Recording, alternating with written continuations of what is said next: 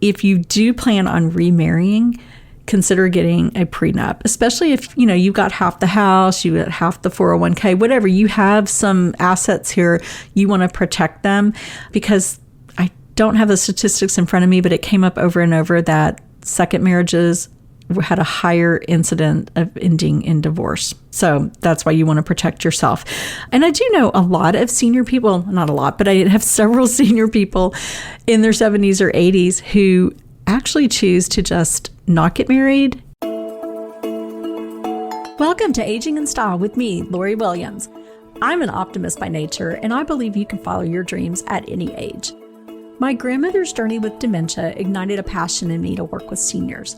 I've spent the past 13 years learning about seniors and aging. In my mid-50s, I followed my own dream and founded my company, where I use my expertise to help seniors locate housing and resources. On this podcast, we cover all aspects of aging. Join us each week to meet senior living experts and inspirational seniors who are following their dreams. The fact is, we're all aging, so why not do it in style? Hi, thanks for tuning in to today's episode of Aging in Style. Today, we're going to cover a heavy topic. We're talking about gray divorce. And you may not be familiar with the term gray divorce. I had not been until maybe a couple of years ago. I heard about it. But in talking to some of my friends, just asking them if they had heard the term, and they had no idea what I was talking about. So I thought this would be a really good topic to share with y'all, because it is something that is definitely trending. So let's talk about what gray divorce is. So the term was actually coined in 2004 by the American Association of Retired Persons, and they had published a study on a trend they saw in divorce after midlife. So what it means is that they're seeing this trend in people age 50 and over that are choosing to divorce rather than to stay together.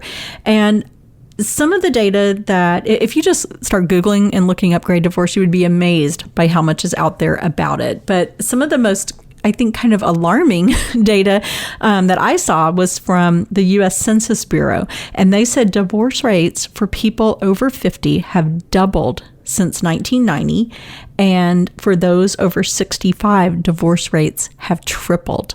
So kind of let that sink in for a moment. And as I look at those numbers, I actually got married in 1990. So that's kind of shocking to think that people over age 50, that has doubled since the year I got married. Wow. So let's talk about what is driving divorce after age 50. And then we're going to talk about how you can protect yourself if you are going through a divorce, a gray divorce. And then next, what you're going to do in later life to make sure that your needs are attended to. So let's talk about all of these things. And let's start off with reasons for the increase in divorce at this age. So in all the research I did, I came up with 6 main points that just kept coming up over and over. So number 1, financial. And that was debt, overspending, mismanagement, one partner making all the decisions.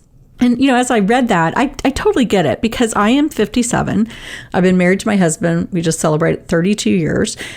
I can get that, because at this age, when you're over 50, you are thinking about retirement. That is pretty heavy on your mind when you're thinking about saving and preparing and, those kind of things. That's where your mind goes. So if you're in a marriage where one partner is all about let's plan for retirement and the other one is just spending all the money, I could see where that's not going to be, if you can't figure that out together and kind of balance it, I could see where that could lead to a divorce. The next one, number 2, would be growing apart, empty nest. And that's always been something that people have talked about through the years, that when you're married, you're focused on your kids, and then your last child goes off to college or, off into the world. And then you're kind of looking at each other like, what's next? You've grown apart or whatever it may be. And I get that too, because my youngest just went off to college this year. So I feel that. For me, thankfully, I already had, my kids obviously were my passion, but I already had another passion with my senior living, with podcasting, with all of this. I already had something, and my husband and I thankfully did not grow apart. And I can see us actually getting growing back together now that it's pretty much just the two of us all the time. So, but if you are a couple where you really didn't spend that much time together, and maybe you were just staying together for the kids, which, sometimes that happens. I can see that being a reason as you're in your 50s, 60s, and you're thinking, why not? Third, infidelity, which is probably a deal breaker, I would say, no matter what your age is in marriage. Fourth was better health and life expectancy. People nowadays, they're more fit. People work out, they eat better. We know a lot more than probably our grandparents knew about health and nutrition and, heart disease. A lot of people probably don't smoke. I don't see many people that smoke anymore, but I remember even like in the 80s, I remember a lot of people still smoking.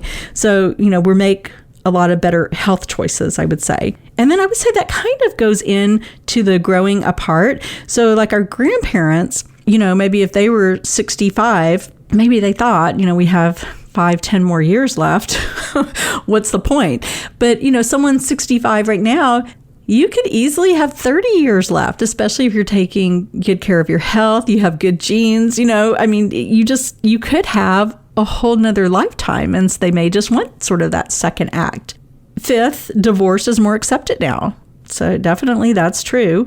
And then sixth would be addictions to drugs, alcohol, porn, and gambling. And of course, that goes right in with the financial. If they're gambling or, abusing drugs or alcohol, they're spending money, mismanaging money, not making good plans for the future. And then, of course, the porn addiction would go in with the infidelity, I would guess. So those are the 6 top reasons that in my research kept coming up time and time again as the reasons why people are divorcing later in life instead of just staying together and figuring it out like maybe our grandparents did. Now, if you are going through a great divorce, there are some things that you need to know. You need to protect yourself. And some of those ways to protect yourself, and this came up time and time again, is to have a financial planner, consult a financial planner as you're going through a divorce. You want to make sure that, estate planning is done so you come out with your fair share. So no matter what, especially if you're in a community property state like Texas, where I am, it's going to be a 50-50 split. So if you think about it, if you're, been married for 30 years or longer, you probably have a home. It's probably paid for.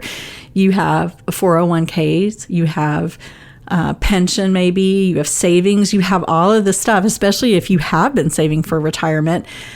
You're going to walk away with 50% of that. Each of you is. And say you're 60 years old and you have all of this together. You have had this whole retirement plan and now you're splitting it. You're going from 100% to 50%. So you really need to think about that. And that's why they say it's so important to have a financial planner work with you on this. Your home and your 401k, those are particularly contentious in a divorce since that's where a couple's most valuable assets are. And I would 100% agree with that. So these are some things, to really think about when you're going through a divorce and why you need to have the financial planner. Another thing is health insurance changes. So if you are under 65, you're not on Social Security yet, and you are covered under your spouse's health insurance, you're going to need to figure out health insurance for yourself. So whether that's you're going to work full time and get health insurance, or you need to go with one of the health market exchanges, or maybe a MediShare program if you're looking to save money. There's different options out there. I can tell you that as a self-employed person, having insurance, it is not pretty out there. The plans are pricey and they're not the greatest. So just know that going in. But, if you're in good health, the MediShare programs may be a way to go, but just be aware that's something that you need to think about in advance and plan for that. Also plan on updating your wills, if you have trust, any healthcare directives, power of attorney. Change the beneficiary because I'm sure it's your spouse. So don't overlook that piece. And again, I can't stress enough, in all of the research I did, it kept coming back to work with a financial planner to make sure that you come out of this as whole as possible. When we talk about women, and this is really true, has been true for a long time about women going through divorce, women usually come out of this not as well off as men do. So in one of the statistics that I found, it said women divorcing after age 50 have a 45% plunge in their standard of living compared to men at 21%. And the reason for that, of course, is that women may have stayed home with their kids, stayed home, raising the kids, and they maybe did not work at all, or they went back to work, but they're not earning the same as the man is. And they may have to work up to that again. So that's always been a factor. So that is one of the reasons that women, are taking a plunge in their standard of living. Not all women, obviously. So, I think a lot of women out earn their husbands, but I'm just saying, in the statistics, what they say. So that's something to think about too. If you did not have a career, or you put your career on hold, and, you may not have the earning power that your husband or spouse does. So what do you need to do to prepare going forward? So you've gone through the gray divorce, you used a financial planner, you got out as much as you could, got your 50% or whatever it may be. But going forward, how do you protect yourself? So a lot of times when I'm speaking with couples, maybe, in their late 60s or early 70s, one may be caring for one who has, some either medical issues, or maybe they have dementia. So you have that. They stay home because you can stay home longer because you have one that is caring for the other. Very typical that happens. Well, if you divorce at age 60 and you don't remarry and you have some health needs, what are you going to do? What is your plan for that? So there's the plan of, who is going to be there to help you. And of course, it's expensive to have care brought in and for help. So you need to plan that out. And if you are young enough and healthy enough when you're going through the divorce, or, I'm going to say this for anyone out there, if you're young and healthy enough and it makes sense, get a long-term care policy, because that can help so much. And I know they're expensive. And it's more expensive the longer you wait, the older you are. And you just have to look and see if it makes sense for you. But it always makes me so happy when I talk to someone and they have a long-term care policy, because I know we can find them more care for a longer period of time. It's just such a benefit. It can pay for in-home care. It can pay for an assisted living or memory care. So that's kind of my plug for long-term care insurance. But you need to think about that. Either get a long-term care policy, definitely have conversations with, if you have children, whoever your family members are.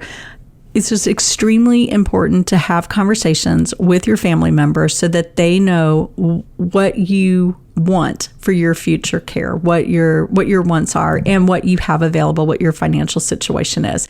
It's important, I believe, for everyone to have those conversations, as hard as they can be, with your adult children, but especially if you are now single. And I have so many friends, now that I think about it, who are caring for their moms, and most of them are divorced, actually, and they're caring for their moms who are now like in their late 70s, early 80s. So a lot of times it does, your kids end up having to help with care, especially if you don't have the finances to do it. So the other thing that was mentioned over and over is just to not only to have those conversations, but also to do what you can to prevent disease.